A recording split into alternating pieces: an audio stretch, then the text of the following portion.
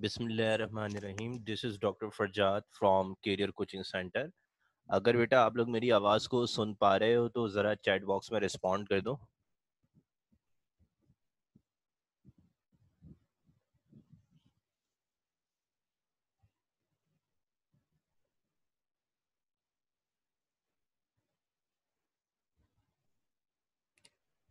चले बेटा, ठीक है। अभी स्क्रीन आपको की जो है ब्लैंक होगी, कुछ नज़र नहीं आएगा। ठीक है, एक छोटा सा टॉपिक रह गया था हमारा चैप्टर नंबर 1 का, वो हम कवर कर लें और देन फिर इंशाल्लाह हम सपोर्ट एंड मूवमेंट जो है स्टार्ट करेंगे। अपना चैप्टर नंबर 2 है, तो आपको स्क्रीन भी मैं शेयर करूंगा। ठीक है, तो सबसे पहले बेटा आप लोग हेडिंग डाल लें फीडबैक सिस्टम की, ताकि हम फीडबैक सिस्टम कवर कर लें, उसके बाद फिर हम आगे चलेंगे। तो हेडिंग डाल लो भाई फीडबैक सिस्टम की फटाफट।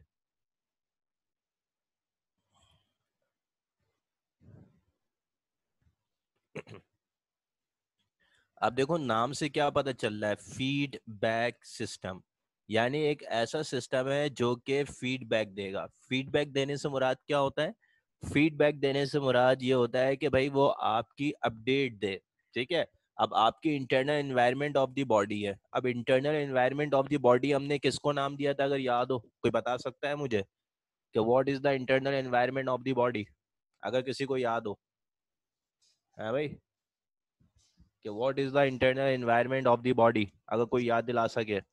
ईसीएफ। ठीक है, तो अगर हम internal environment of the body की बात करते हैं तो वो ईसीएफ है।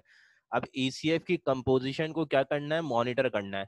अब मॉनिटर करने के लिए नेचर ने क्या दिया, एक फीडबैक सिस्टम दिया जो ईसीएफ में आने वाले चेंज को क्या करेगा, डिटेक्ट करेगा और डिटेक्ट करने के बाद ब्रेन तक इंफॉर्मेशन को पहुंचाएगा।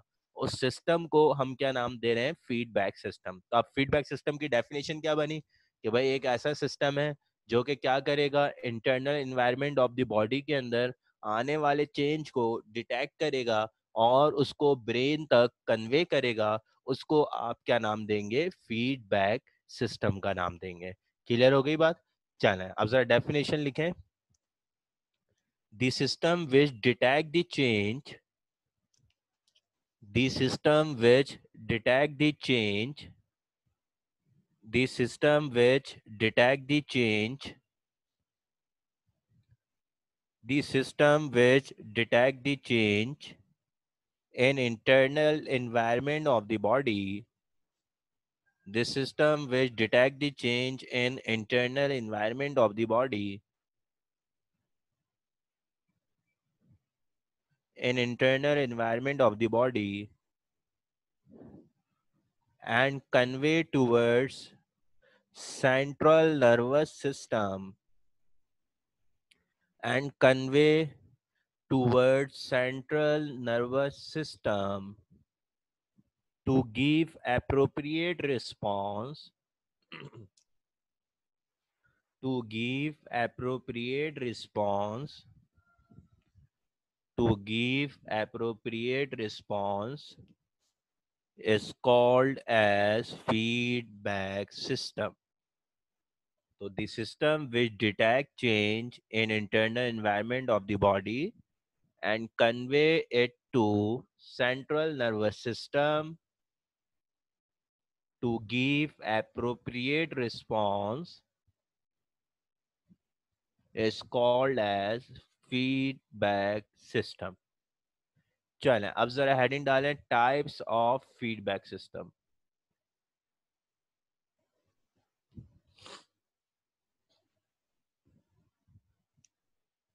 हेडिंग डाल लें भाई टाइप्स ऑफ फीडबैक सिस्टम की।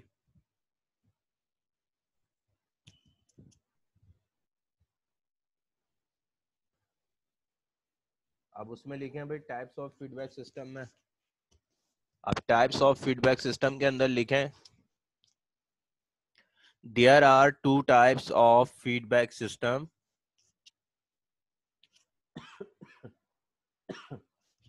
There are two types of feedback system. Number one, positive feedback system.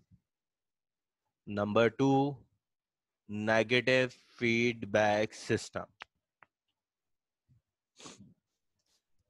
Number one, positive feedback system. Number two, negative feedback system.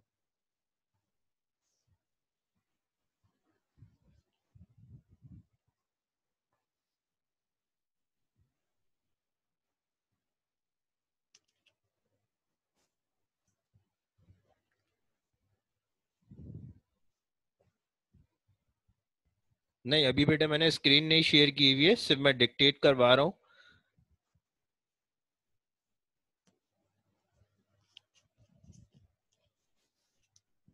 चले भाई, अगर हेडिंग डाल ली है, पॉजिटिव फीडबैक सिस्टम की हेडिंग डालो।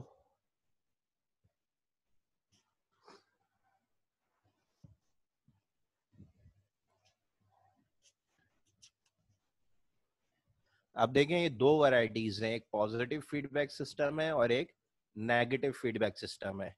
अब positive हो या नेगेटिव हो, ठीक है, दोनों का काम क्या है, आने वाले चेंज को डिटेक्ट करो, डिटेक्ट करने के बाद ब्रेन तक भेज दो, और ब्रेन फिर क्या देगा, उस आने वाले चेंज को एप्रोप्रिएट रिस्पॉन्स देगा। इस पूरे सिस्टम को आप क्या नाम देते हैं, फीडबैक सिस्टम का नाम दे रहे हैं। अब देखिए होता क्या है, बाज दफा आपका फीडबैक सिस्टम इस तरह से रिएक्ट करता है कि आपकी बॉडी में चेंज आया, ठीक है। अब वो चेंज क्या आया, मिसाल के तौर पे हमारा बॉडी का नॉर्मल टेम्परेचर है 37 डिग्री सेल्सियस, ठीक है भाई, नॉर्मल टेम्परेचर कितना है, 37 डिग्री सेल्सियस। अब 37 डिग्री सेल्सियस जो है ये हमारा नॉर्मल टेम्परेचर है। अब जब 37 डिग्री सेल्सियस की हम बात कर रहे हैं, टेम्परेचर हो गया 37 से 38 डिग्री सेल्सियस, और जब 38 डिग्री सेल्सियस टेम्परेचर होगा, टेम्परेचर बढ़ा है, चेंज क्या आया कि टेम्परेचर बढ़ गया।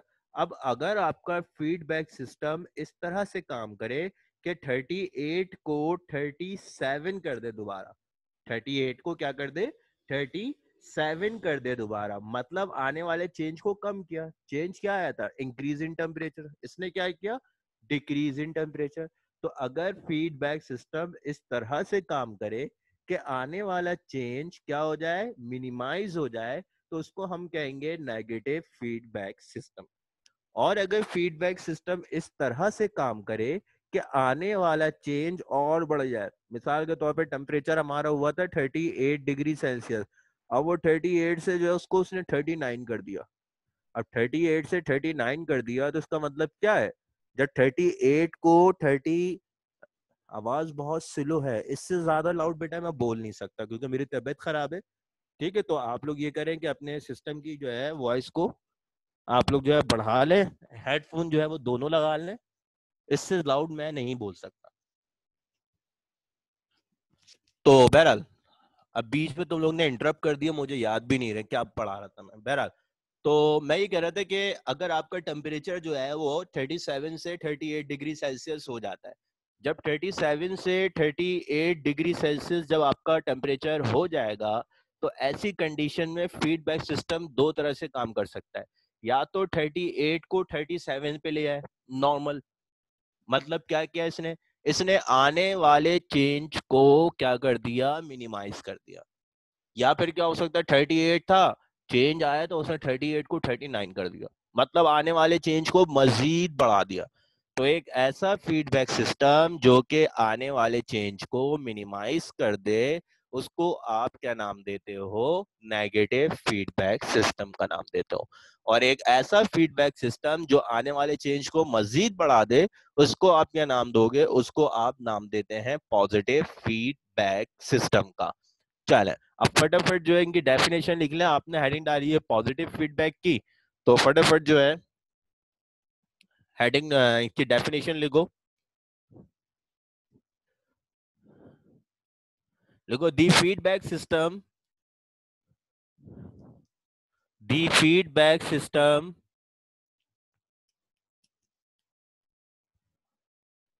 which work in a way that the feedback system which work in a way that upcoming change is increased, the feedback system that work in a way that in a way that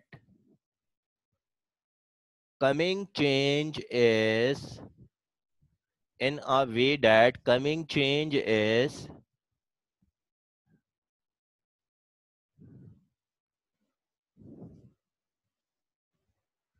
increased is called as positive feedback system. Is called as positive feedback system. For example, ठीक है, अब इसकी for example में आ जाएगा process of birth and blood clotting.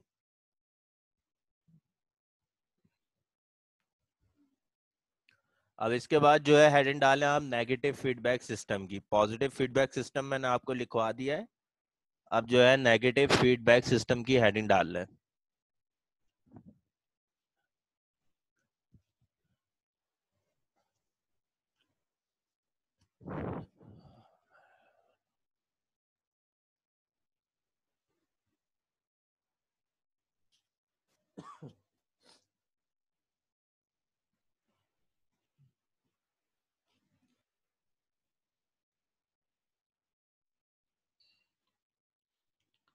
हाँ भाई, heading डाल ली negative feedback system की.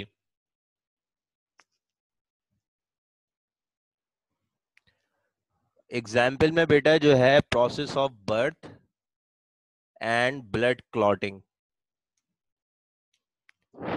अब जैसे ब्लीडिंग स्टार्ट होती है, जब ब्लीडिंग स्टार्ट होगी तो ब्लड क्लॉट होना शुरू हो जाता है. तो ये क्या करेगा फीडबैक सिस्टम, उसको मजीद क्लॉट करवाएगा. तो ये पॉजिटिव फीडबैक सिस्टम का रिस्पॉन्स है. ठीक है, तो बर्थ का प्रोसेस भी ऐसे ही होता है. जब हम चैप्टर 4 पढ़ेंगे रिप्रोडक्शन, तो वहां आपको बताएंगे.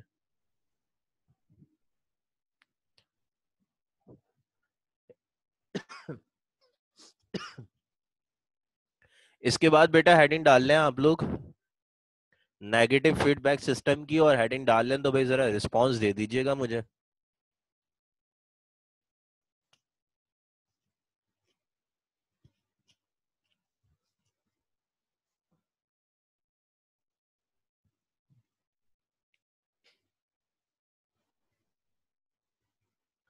चलें, आप जरा नेगेटिव फीडबैक सिस्टम की डेफिनेशन लिखें. The feedback system the feedback system that work in such a way that the feedback system that work in such a way the feedback system that work in such a way that coming change is reduced. The feedback system that work in such a way that coming change is reduced, comma डाल के लिखें, is called as negative feedback system. Is called as negative feedback system. For example, excretion and thermoregulation. Excretion and thermoregulation.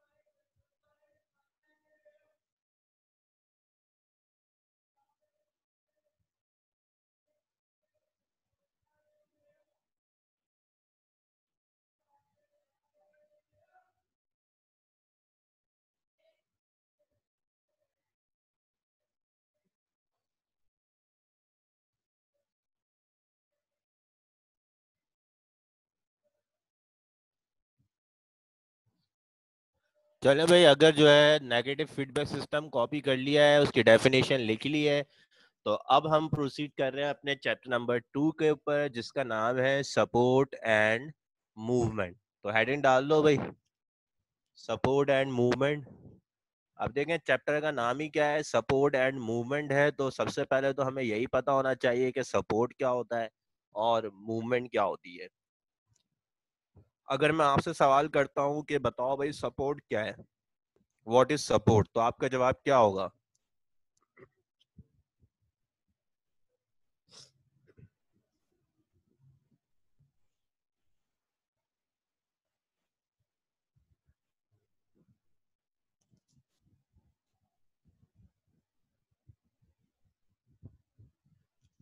हाँ भाई, तुम लोग से ही पूछ रहा हूँ, क्या सो रहे हो सारे बैठ के क्या?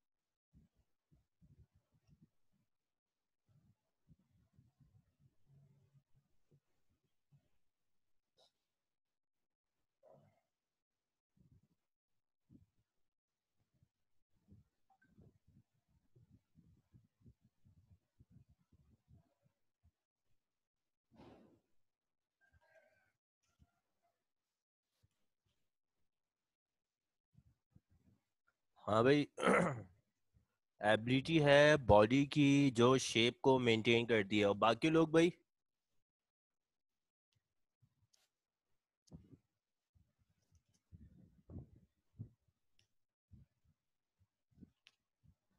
बाकी लोगों का क्या ख्याल है भाई, what is support?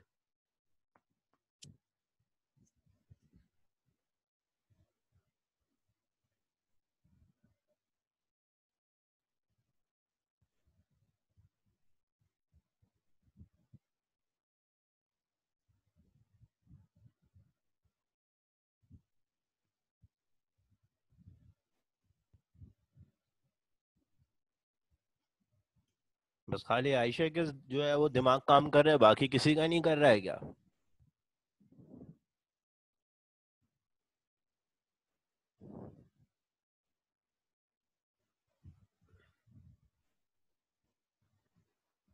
Part of weight to hold body. और लोग भी बताएं भाई।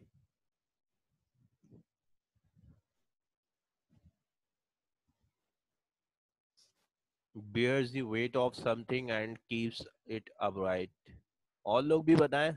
जो जो आपके जहन में आप बोलते चले जाएं, जरूरी नहीं है कि वो ठीक हो। जो आपका माइंड कह रहा है आपने बोलना है।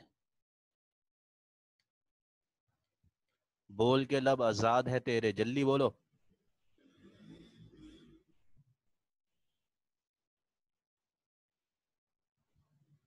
सपोर्ट का मतलब protection, provide protection to organs. और भाई,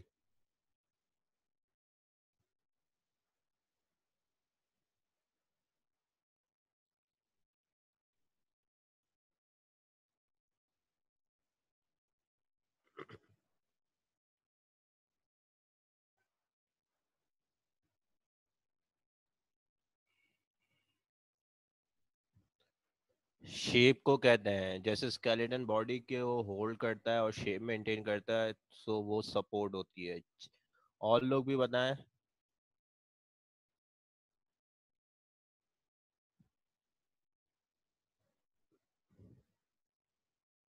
बस ये 4-5 लोग ही खाली जो है क्लास ले रहे हैं, बाकी जो 30 लोग हैं वो क्या वलीमा खाने आए हैं?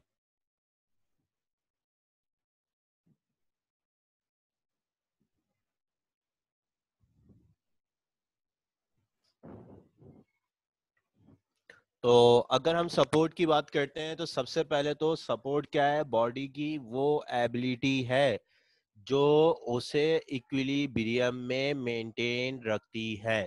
समझ में आ रही बात? तो सपोर्ट क्या हुआ? सपोर्ट बॉडी की एक ऐसी एबिलिटी है जो उसको इक्विलिब्रियम में रखती है। मिसाल के तौर पे भाई आपकी बॉडी है, अब आप जो है अपनी बॉडी को ही देख लो, ठीक है, हेड टू टो है, ठीक है। अब आप जो है वो चलें फिरें भागें दौड़ लगाएं या उल्टे हो जाएं या नीचे हो जाएं, कुछ भी हो जाए, ऐसी कंडीशन में आपका सर जो है वो सर पे ही रहेगा। ऐसा नहीं होगा कि सर जो है वो निकल के नीचे आ जाए, या ऐसा नहीं होगा कि आपके पैर ऊपर आ जाए, या ऐसा नहीं होगा कि आपके हाथ इधर उधर चले जाए। ठीक है, हर चीज अपनी जगह क्या है, इक्विलिब्रियम पे है, अपनी जगह क्या है, मेंटेन है। और वही एबिलिटी जो बॉडी को इक्विलिब्रियम के अंदर मेंटेन करती है, उसको आप क्या नाम देते हैं? आप उसको सपोर्ट का नाम देते हैं। क्लियर हो गई बात? तो सपोर्ट क्या, it is the ability of organism which keep it in equilibrium, maintain shape and help in movement.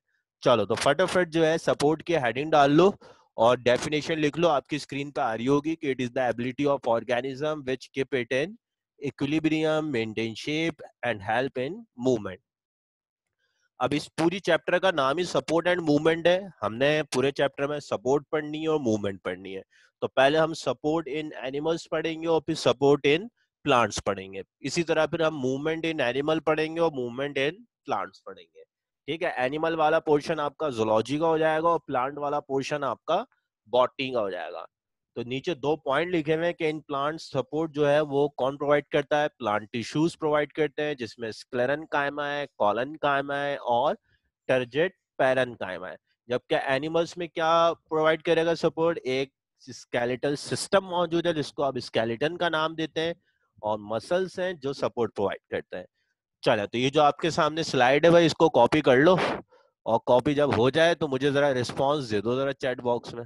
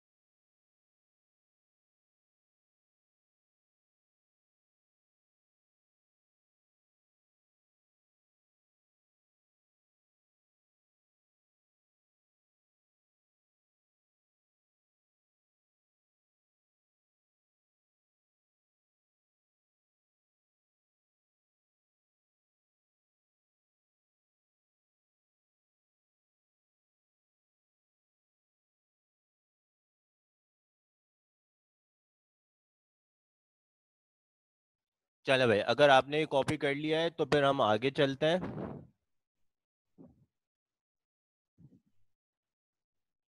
ठीक है, अब देखें, अगर हम बात कर रहे हैं सपोर्ट की, तो मैंने कहा था कि हम पहले इसको डील करेंगे एनिमल्स, और देन फिर हम इसको जो है प्लांट्स की तरफ प्रोसीड करेंगे। तो हेडिंग डाल लो बेटा, सपोर्ट इन एनिमल्स।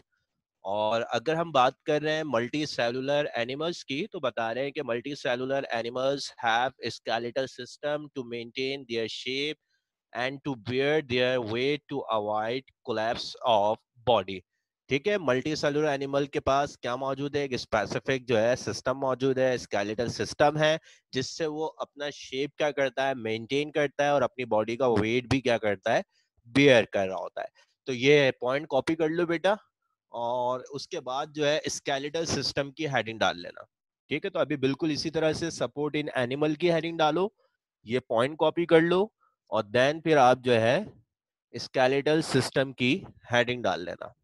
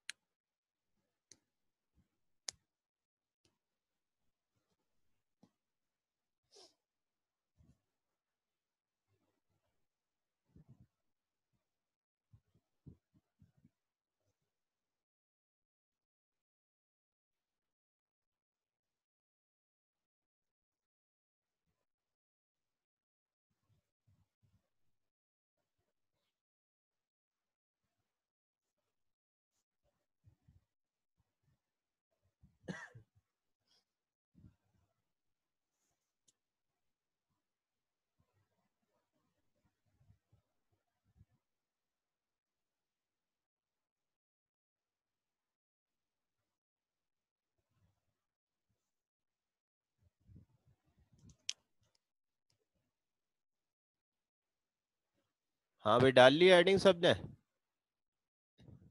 चलो अब जरा स्केलेटल सिस्टम की जो है हेडिंग डालने के बाद, अब जरा स्केलेटल सिस्टम पे आ जाओ। अब स्केलेटल सिस्टम को डिफाइन करना है भाई। कैसे डिफाइन कर सकते हैं स्केलेटल सिस्टम को, या सिंपल स्केलेटन को, कि व्हाट इज स्केलेटन। नाम तो सुना ही होगा भाई, आप सबने ही नाम सुना होगा स्केलेटन का। अगर मैं आपके ऊपर छोड़ता हूँ, बताओ कि स्केलेटन होता क्या है, तो आपका जवाब क्या होगा? What is skeleton?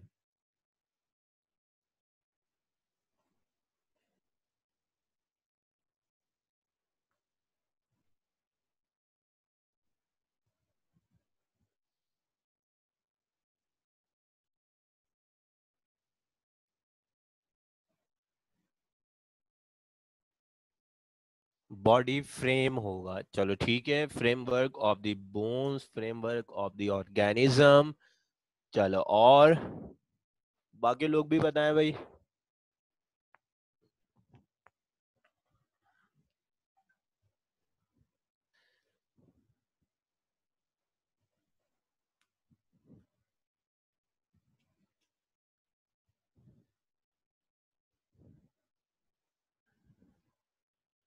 हाँ भाई, बाकी लोग भी बताएं।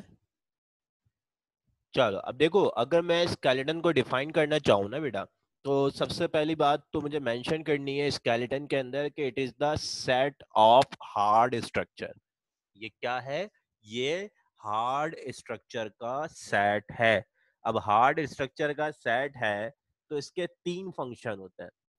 पहली फंक्शन तो इसका ये होगा कि ये बॉडी को प्रॉपर शेप देता है। दूसरा फंक्शन इसका ये होगा कि ये सपोर्ट प्रोवाइड करता है। और तीसरा फंक्शन ये होगा कि ये प्रोटेक्शन करता है और मूवमेंट में हेल्प करता है।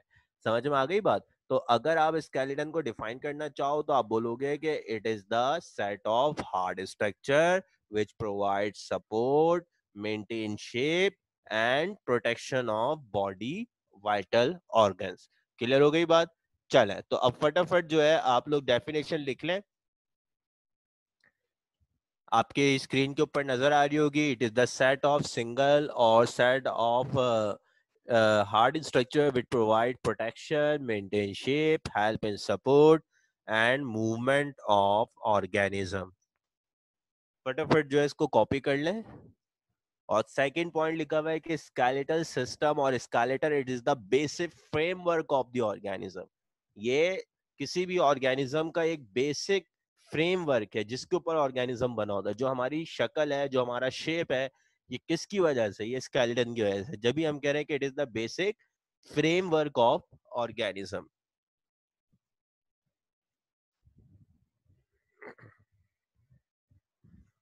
ठीक है भाई, जिसने ये कॉपी कर लिया है वो हेडिंग डाल ले अब, टाइप्स ऑफ स्केलेटल सिस्टम की।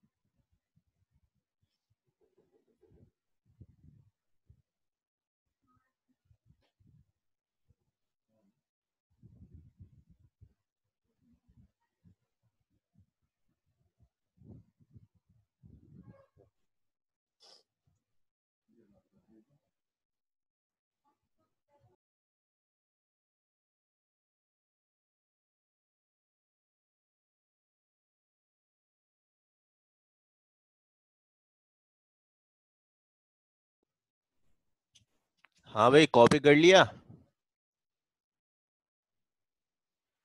चलो हेडिंग डाल लो अब जरा, टाइप्स ऑफ स्केलेटल सिस्टम की। अब अगर हम बात करते हैं टाइप्स ऑफ स्केलेटल सिस्टम की, तो we have three types of skeletal system. Number one is exoskeleton, number two is endoskeleton, number three is hydrostatic skeleton. ठीक है भाई, तो लिख ले इसके अंदर, there are three types of skeleton. There are three types of skeleton. Number one is exoskeleton. Number two is endoskeleton. Number three is hydrostatic skeleton. चलें अब देखते हैं ये है कि भाई ये सारे स्केलेटन होते क्या हैं। अब ये आप देख रहे हैं अपनी स्क्रीन के ऊपर इमेज नजर आ रहा होगा। अब वो स्केलेटन जो किसी भी ऑर्गेनिज्म की बॉडी के अंदर होता है, उसको आप क्या नाम देते हैं? उसको आप एंडोस्केलेटन का नाम देते हैं। अब वो स्केलेटन जो किसी भी ऑर्गेनिज्म की बॉडी सरफेस पे मौजूद होता है, उस स्केलेटन को आप क्या नाम देते हैं? एक्सोस्केलेटन का नाम देते हैं। और वो स्केलेटन जो कि सॉफ्ट बॉडी एनिमल्स में होता है, उसमें कोई हार्ड स्ट्रक्चर नहीं होता, उसको हम हाइड्रोस्टैटिक स्केलेटन का नाम देते हैं।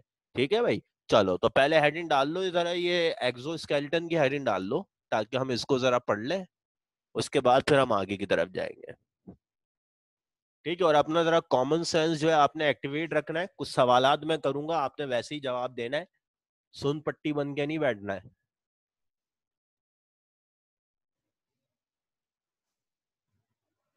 चले भाई, अब जरा जो है डिफाइन करना है एक्सोस्केलेटन को। मेरे ख्याल में अब डिफाइन करना कोई बड़ी बात नहीं है, कोई इसमें रॉकेट साइंस नहीं है, हर कोई डिफाइन कर सकता है। कॉमन सेंस कह रहा है एक्सो मतलब होता है बाहर, ठीक है, और स्केलेटन हम स्केलेटन को ही कह रहे हैं।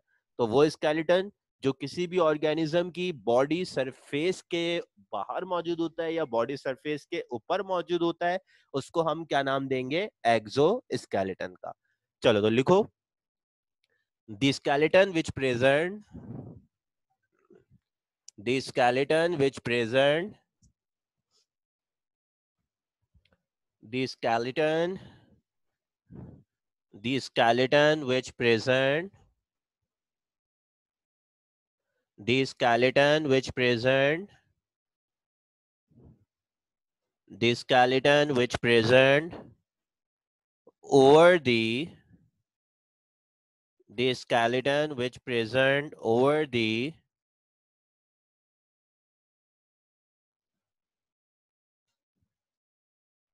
skeleton which present surface of over the surface of organism over the surface of organism is called as exoskeleton is called as exoskeleton. चलो, अब जरा ये तो हो गई डेफिनेशन। अब जरा मुझे कॉमन सेंस जो है वो यूज करके बताओ कि एनिमल की बॉडी सरफेस पे एक्सोस्केलेटन है, ठीक है? तो अब बताओ जरा, जो बॉडी सरफेस के ऊपर कौन सा टिश्यू है हमारी एनिमल्स के अंदर जो बॉडी सरफेसिस के ऊपर मौजूद होता है? कोई नाम देते हैं उस टिश्यू को? सोच के बताओ भाई, क्या हो सकता है? कौन सा एनिमल टिश्यू है जो बॉडी सरफेसिस पे होता है?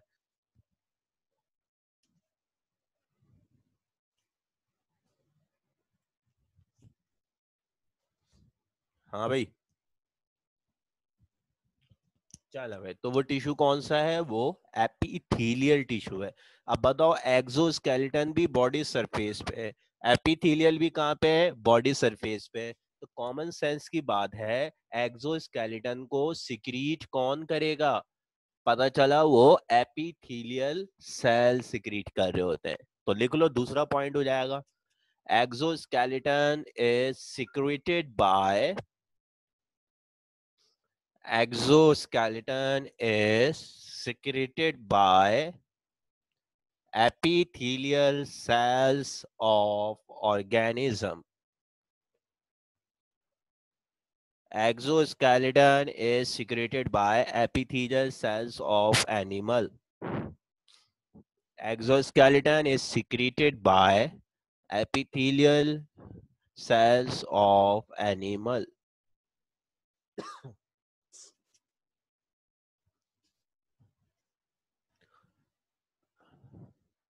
चले, अब देखिए, जो एक्सोस्केलेटन सिक्रीट हुआ है और एपिथेलियल सेल ने सिक्रीट किया है, तो ये एक्सोस्केलेटन होता है नॉन लिविंग इन नेचर। इसके अंदर कोई प्रॉपर्टी ऑफ लाइफ नहीं पाई जाती, ठीक है? तो ये भी लिख लो, ये तीसरा पॉइंट हो जाएगा आपका। Exoskeleton exoskeleton exoskeleton is non living in nature. Exoskeleton is non living in nature. अब जाहिर सी बात है भाई, ये नॉन लिविंग इन नेचर है, कोई प्रॉपर्टी ऑफ लाइफ नहीं पाई जाएगी, तो ये वक्त के साथ साथ और बॉडी के साथ साथ ग्रो भी नहीं करेगा। चलो, तो अब अगला पॉइंट लिख लो, it don't grow with size of animal. It don't grow with size of animal. It don't grow with size of animal. इतना लिख लो तो भाई बता देना मुझे।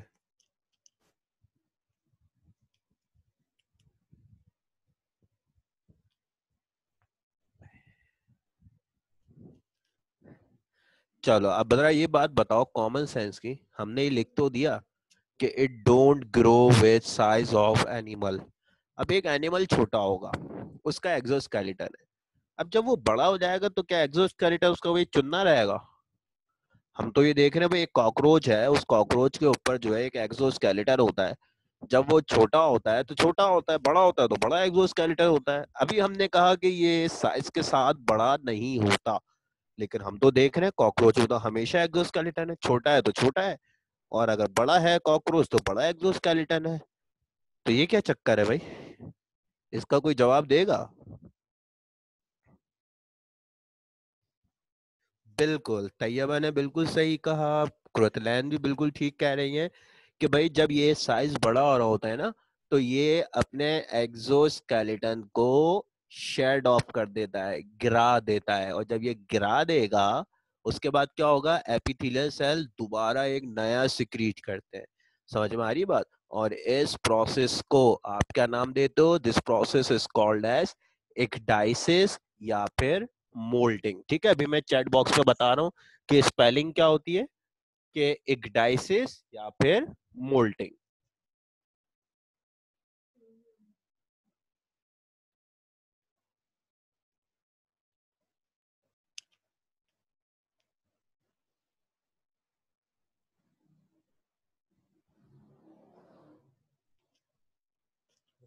चलो अगला पॉइंट लिखो।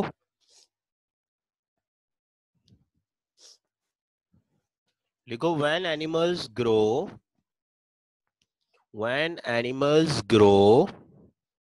कॉमा लगाएं, they shed off, when animals grow they shed off, when animals grow they shed off their exoskeleton, they shed off their exoskeleton and regrow regrow after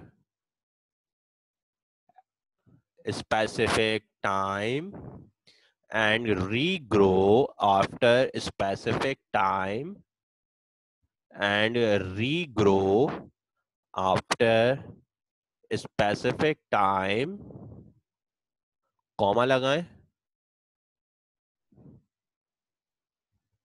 and regrow after specific time, comma लगाएं, और इसमें लिखें इक्डाइसिस और moulting. ठीक है, दोनों की spelling जो है वो चैट ग्रुप में है, आप वहां से कॉपी कर सकते हो, इक्डाइसिस और मोल्टिंग। अब देखें, एक्सोस्केलेटन के अंदर ना जॉइंट्स नहीं होते। अब जब जॉइंट्स नहीं होंगे ना, तो ये मूवमेंट को क्या करेगा सॉरी बेटा, वो मुझे थोड़ा इन्फेक्शन हुआ हुआ है, तो इस वजह से प्रॉब्लम्स हो रही है ये। ठीक है, तो मैं ये कह रहा था कि अगर आप एक्सोस्केलेटन को देखें तो एक्सोस्केलेटन के ऊपर कोई जॉइंट मौजूद नहीं होता, और जब ये जॉइंट मौजूद नहीं होता तो उससे क्या होगा, मूवमेंट सही तरीके से नहीं हो पाएगी। अब आप लोग देख लें आपकी बॉडी में मूवमेंट क्यों हो रही है, क्योंकि वहां पे जॉइंट्स मौजूद हैं। तो जहां जॉइंट मौजूद होगा वहां पे प्रॉपर तौर पे मूवमेंट होंगी। अब पूरे एक्सोस्केलेटन में हम देखें जॉइंट ही नहीं होता, तो इसका मतलब है ये मूवमेंट को प्रमोट करेगा या रिस्ट्रिक्ट करेगा? तो भाई हमारा कॉमन सेंस कहता है ये मूवमेंट को क्या करेगा, रिस्ट्रिक्ट करेगा। चलो लिख लो, it restrict movement, it restrict movement, it restrict movement as it don't contain, as it don't contain joints or it don't contain joints or attached muscles, it don't contain joints or attached muscles।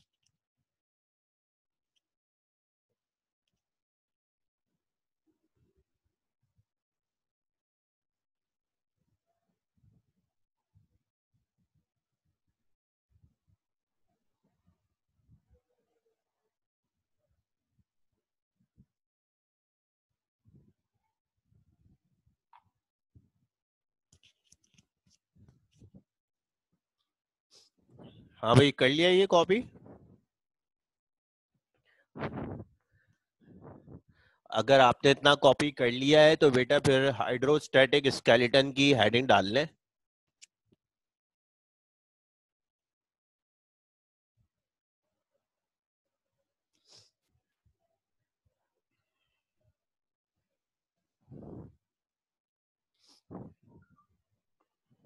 Hydrostatic skeleton की heading डाल लें भाई। ठीक है, और heading डाल के रख लो। अब हमारे पास टाइम कितना बचा है, एक मिनट देख लूं मैं जरा।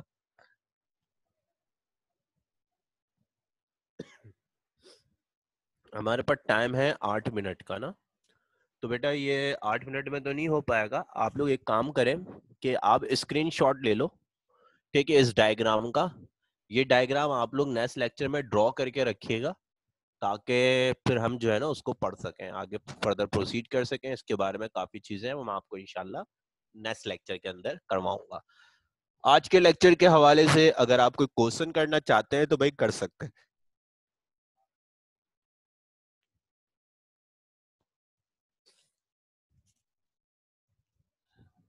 है भाई, सब क्लियर है?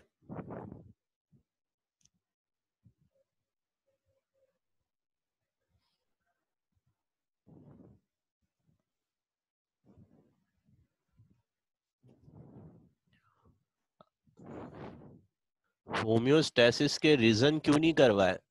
रीजन तो आपको लिखना हम सिखा चुके हैं। अब टेस्ट होगा, उसके अंदर रीजन आएंगे, फिर वो रीजन हम डिस्कस कर लेंगे कि क्या है वो क्या है। फर्स्ट ईयर में तो आप लोग को लिखना सिखाया था ना, किस तरह से लिखना है।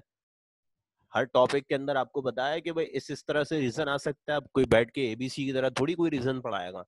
अब ये है कि टेस्ट में दे देंगे आपको 15-20 रीजन, आपका जो दिमाग कहता है उसको उसी लिहाज से सॉल्व करना, नहीं होता है तो उसको डिस्कस करेंगे फिर।